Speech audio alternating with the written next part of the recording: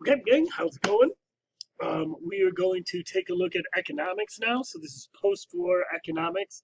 This is essentially the economics of rounds 1 and 2 of the Cold War that we've gone over the last couple days. So the first part we need to talk about is the growth in Western Europe and just the huge changes that come through. And by the way, I'm on this lecture. If you need to have that handout in front of you. So the growth in Western Europe. When you add the Marshall Plan to some currency reform that the Western European states had done, there is a huge economic boom for Western Europe, just a tremendous economic boom. And if you look at the chart here, this basically is the end of the war. And so we're talking this area in here. And so we're looking at this huge rebound of Germany, the UK going up, of France going up. And so this is a tremendous boom from where the economy had been. This is in GDP, gross domestic product per capita. So this is a tremendous growth. West Germany is leading the way. They have an economic and industrial boom because of a lot of U.S. money. And we call this, as we referenced the other day, we call this the German miracle. Now, what people are realizing is that this prosperity is derived from a combination of capitalism and government intervention, a combination of capitalism and economic planning. That the straight capitalist model that happened before World War II, before the Great Depression, that wasn't the way to go, and that they were still rejecting the Soviet model of economic planning, but it's a combination of the two. And what they're realizing as they're looking back is that the Great Depression wasn't a failure of capitalism, it was a failure of too unregulated capitalism. And so they're trying to find a way to find that sweet spot there. Governments are going to use Keynesian measures, counter-cyclical measures. If you remember, that's when the government's going to interject money when the economy is slowed down. We're going to see France, Great Britain, Italy. They're going to nationalize key sectors of the economy. The government is going to take over some mines, utilities, transportation. The government's going to run them. So they're nationalizing key sectors of the economy. There's more on this in the domestic lecture that we do. And so they're running them for everybody's benefit. So again, this is more government intervention, more government planning. Another side of that is we're going to see a lot more immigration. There's labor shortages in a lot of Western Europe because of a lot of people dead. And so they're actually inviting people in. The Europeans are inviting people in, a lot of them from, excuse me, from their colonies or what's becoming their foreign colonies. This is going, besides helping with the labor, this is also going to have the effect of causing some rising social tensions. Because there's very little chance of integration when the Algerians are coming to France, when Indians are coming to England, when Southeast Asians are coming to the Dutch Republic, to the Netherlands. There's this question of, are they actually European? What makes them European? And that's going to be something that's played out really over the course of the rest of European history from this point on. We're also going to see a post-war baby boom, because a lot of soldiers come back and they and their wives have babies. You can talk to your health teacher about that. So when you combine that with immigration and also subtract the war deaths, there's a 25% population increase between 1945 and 1970. And so this is just a tremendous, tremendous growth in population. Oh, I forgot to show this picture for immigration. This is the 1998 French World Cup team that was not received very well because a lot of French people considered them foreigners, even though most of them had been born in France and lived in France their entire lives. This has played out in soccer a bunch of times. We're also going to see the growth of the welfare state. The welfare state will, you'll read about again more in the domestic lecture and reading. France and Great Britain all in, and to a lesser degree, Western Germany. It's the Labour Party, Labour in England, that's really leading the way. Governments are going to give high priority to social care. They're going to call it from the cradle to the grave. The government is going to take care of you. And there's going to be reforms like Social Security, unemployment, state health care, progressive taxation. The state is taking care of its citizens. You're paying taxes for it. It's not free, but it's a safety net so that everybody is protected. So take a moment and look over the economic changes and the growth and changes in Western Europe, and then we'll come back and talk about the global economy. Okay, next we're going to talk about the reshaping of the global economy. This is way more detailed than you need to know, but I just want to go through the process real quick here, so just read along so you understand what is going on a little bit. So 44 nations meet at Bretton Woods in New Hampshire. This is actually the ski resorts that they met in. Looks like a nice place, but it always reminds me of The Shining. But anyway, they want to figure out a way how to reduce trade barriers, how to stabilize the economy. The world economy has basically been in shambles since the end of World War I, or at least since the start of the Great Depression, and they want to try and fix it and bring it back. So they come to a couple agreements. A general agreement on tariffs and trade, and the general idea here is that it's going to prevent discrimination in the international monarchy, in international trade. It's going to limit tariffs. It's going to open things up.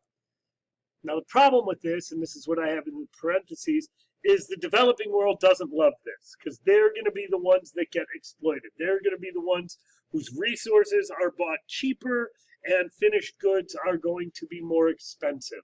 So they love this.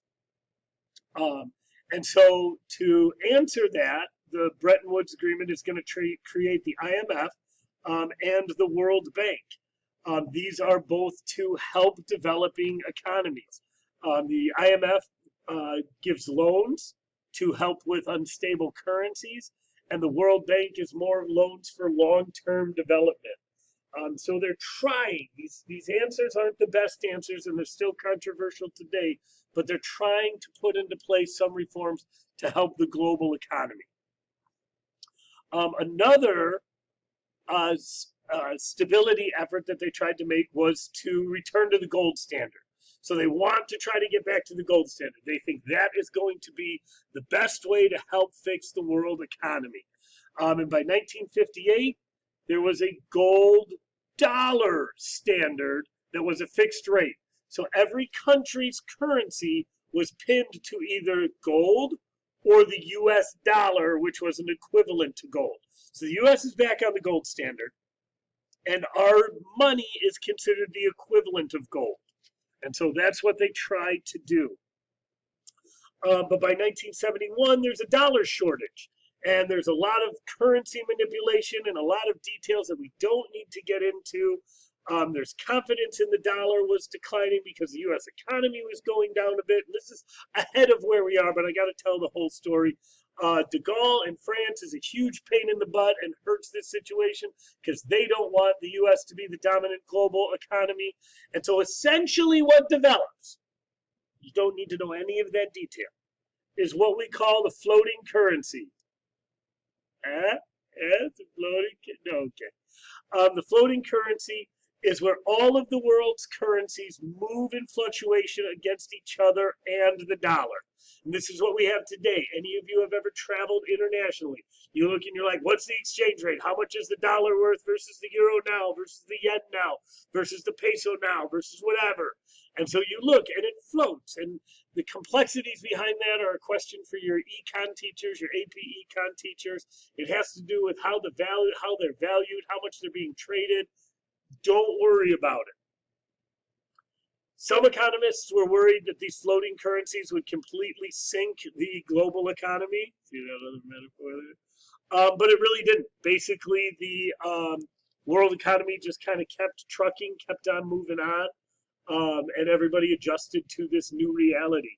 Increasingly, the German mark and the Japanese yen are also used as important reserve currencies to have in banks in case of emergency, so that you have hard cash. Um, but by and large, people aren't that worried about it, and this is pretty much going to be the last of the gold standard. The United States in 1972 was one of the last countries to get off the gold standard, and nobody really goes back. Okay, and now for the really big part of the lecture here, and this is European integration. So it became clear to the European countries that their best future lay in unity, lay in coming together. And much of Europe, though not Great Britain, saw that unity as an answer to decolonization, as a counter to the US and a counter to the Soviet Union. Little tiny England all by itself can no longer compete with the United States without its empire. France can't compete, let alone the Netherlands or Belgium or these other tiny countries. And so they figure the best way is to start coming together. The first baby step in this is what we call Benelux. Belgium, the Netherlands, and Luxembourg. They create a free trade area for those three countries. So tiny, right? I mean, hardly the size of Illinois and Wisconsin put together. Tiny. Free trade area. But so when I say free trade area, that means there's no tariffs, there's no regulations. It's like it's operating like it's one economic entity. And so this is the first baby step towards economic unity. The rest of Europe sees that and sees that it's working pretty well for those three tiny, stupid little countries. Sorry, not stupid. Three tiny, Luxembourg, stupid. The other two are. And they're like, you know what? What if we try that also? But we're not willing to go all in. What if we just do it for coal and steel? And this one was mentioned in your reading. So this is the European Coal and Steel Community, the ECSC. So this is creating this as one economic entity just for coal and steel. Okay? So coal and steel, it's like there's no borders here. There's no tariffs. There's no regulation. They're all on the same page for coal and steel. So this is the Benelux countries, and then France, West Germany, and Italy also join this. So that's the ECSC. You'll notice that England is staying out of this. So it placed steel and coal production under genuine supranational authority.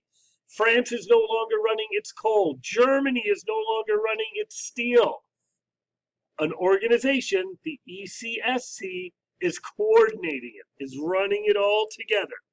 And so trade levels, tariffs with other countries, wages for those industries only, are all the same. They are working together as if they're one economic entity, one state, just economically though.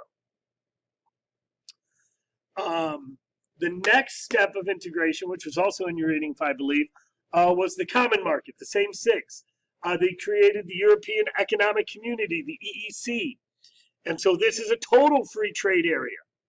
So if the first step was Benelux, tiny step, total free trade, then Western Europe got together and said, we'll try free trade, but not in everything, just in steel and coal. And when that worked out well, a few years later, they're like, we're all in. And so the EEC is a total free trade area. All of these countries, no tariffs, unified licensing, everything. And so free trade within, unified external tariff on everybody else. So if Germany trades with England, it's going to be the same tariff as if France traded with England. Or if Italy traded with Spain, same as if Belgium traded with Spain. And so this is creating a total free trade network in Western Europe. They want to remove all the factors limiting trade, quotas, subsidies, monopolies, whatever they can do. They figure the best way that all of them can make money is by working together. We did it together. They also want to harmonize their social and economic policies. A lot of economics is related to social a lot of politics is related to social and economic integration. And so some people are like, well, maybe we should work on that a little bit. Maybe we should bring some more of that political integration in. The next big step is a decade later, and it's the creation of the European community. Basically, oh dear, what was that? Basically, what the European community is it's combining Benelux, ECSC, and the EEC into one institution. And so instead of having separate rules for Benelux and the ECSC and the EEC, which was just getting cumbersome and annoying, they created the European community. So this is very economic, okay? It's only economic. However, as part of that, they also created a European Parliament. Now, it had very little authority, but it was kind of a hint towards more political integration. That said, it never really takes off. Everybody's all gung-ho about economic integration, not so much about anything else. Charles de Gaulle, though, once again, is a kind of thorn in people's side. There was some interest in political integration and maybe moving towards the United States of Europe, but France didn't want that because just looking at the map, you can see France is the largest country here, and they really stand the most to gain. If everybody's working together, France has a chance to dominate, or at least they think they do. Essentially, and maybe I should just clarify about de Gaulle. De Gaulle is all about integration. All about integration, as long as France leads it, as long as France is in the front. And I think that's an important part to remember. Now, Great Britain, for its part, they stayed out of the ECSC and the EEC. They didn't want to get into what was going on Europe, and there's a few reasons for this. They had traditionally been isolated, or at least like to view themselves as isolated and separated from the continent. Their victory in World War II kind of showed them they didn't want to be involved there. They were also very busy in post-war reconstruction. London and a lot of their manufacturing was devastated, and so they were focusing on that. There was also this idea of the Commonwealth illusion. As Britain is losing its empire, the Commonwealth, which was a loose affiliation of states, basically the white dominions, Canada, Australia, New Zealand, South Africa, that Commonwealth was supposed to replace the empire and supposed to mean that England wasn't going to fall that far behind like other people thought they were. But the Commonwealth, it proved to be just an illusion because it was just expensive and troublesome, and it wasn't really worth it. Another reason they stayed out of the ECSC was the special relationship with the U.S., which you read about, but that's actually dwindling as the war becomes more distant. The U.S. is kind of moving on from Great Britain and not particularly interested in maintaining that special relationship. You know, it's not anybody's fault. It's not you. It's me. You know, we're just moving on. And so that wasn't helping Great Britain either. So after 1953, compared to the war years, compared to 1945, French production is up 75%. West Germany's production is up 90%. Great Britain's is only up 30%. And so clearly they are falling behind. They request entry into the European community, or actually into the EEC, in 1963, but they're blocked by de Gaulle, because once again, he's a jerk. And once again, he wants France leading this and doesn't want England in it. He's like, they didn't even want to be part of it. Why are we going to let them in now? But eventually they're allowed in 1973 after de Gaulle is out in France. And so Britain is going to join this economic community. Now, this is also good foreshadowing for the fact that they're kind of an in again, out again, only sort of kind of there in the European community. Now, the overall results of this European community is they become an economic powerhouse in a way that no one of these states would have been able to. Together, they become an economic powerhouse. They're responsible for 1/4 of the world's imports and 1/5 of the world's exports. So they are a major player. It also nurtured reconciliation in Europe. I mean, France and Germany are working together. This is a big deal. They've been at each other's throats since 1871. You can go back even further if you want to the Napoleonic times. And they're working together. They're working economically together. That's a big deal. It also created a sense of common destiny for Western Europe. Like, we're all in this together. Let's go, man. Let's do this. Let's see what kind of future we can make. But there's very little desire for any political integration. Basically, any fleeting hopes or any fleeting thoughts for a United States of Europe were quickly kind of pushed to the side. And everybody kind of focused on their national sovereignty. But that said, there was a desire for even more economic integration. This is working. This is working good. Let's go. Let's keep doing this. So I would say take a moment and summarize the front page of this lecture, then summarize the integration section, and then, we'll keep on keeping on. So good stuff. Thank you guys for watching, and we'll talk to you later.